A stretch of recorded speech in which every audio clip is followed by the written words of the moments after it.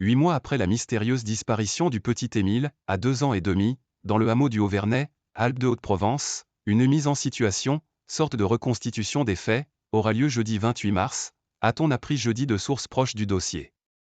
Planifiée depuis longtemps, cette opération réunira des personnes qui étaient là au moment des faits l'été dernier, dans ce hameau de 25 habitants situé à 1200 mètres d'altitude, sur les flancs du massif des Trois-Évêchés, selon une première source qui a recueilli l'anonymat.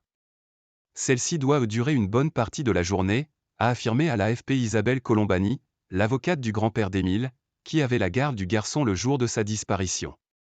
Toute la famille de l'enfant et une grande partie du village y participeront, a-t-elle précisé.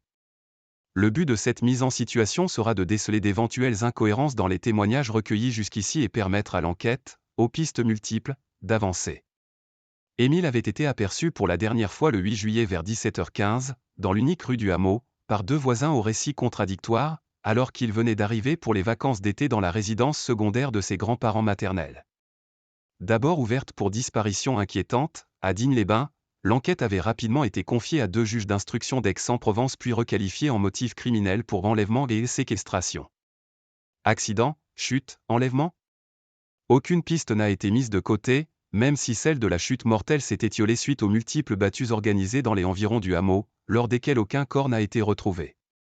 Quant à la piste du grand-père maternel d'Émile, dont le nom était apparu dans une enquête sur des violences et agressions sexuelles présumées au début des années 1990 au sein d'un établissement scolaire privé religieux dans le Pas-de-Calais, elle a toujours été étudiée, au même niveau que les autres, a précisé à l'AFP cette même source proche du dossier.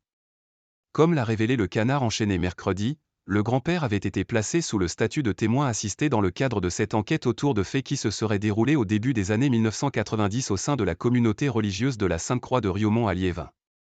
Les gendarmes qui enquêtent sur la disparition d'Émile le savent depuis le départ, a affirmé Madame Colombani, selon qui la divulgation de cette information constitue une violation grave de la présomption d'innocence. Très pieux, Philippe V était entré à Riaumont en tant que chef scout avant de devenir frère Philippe.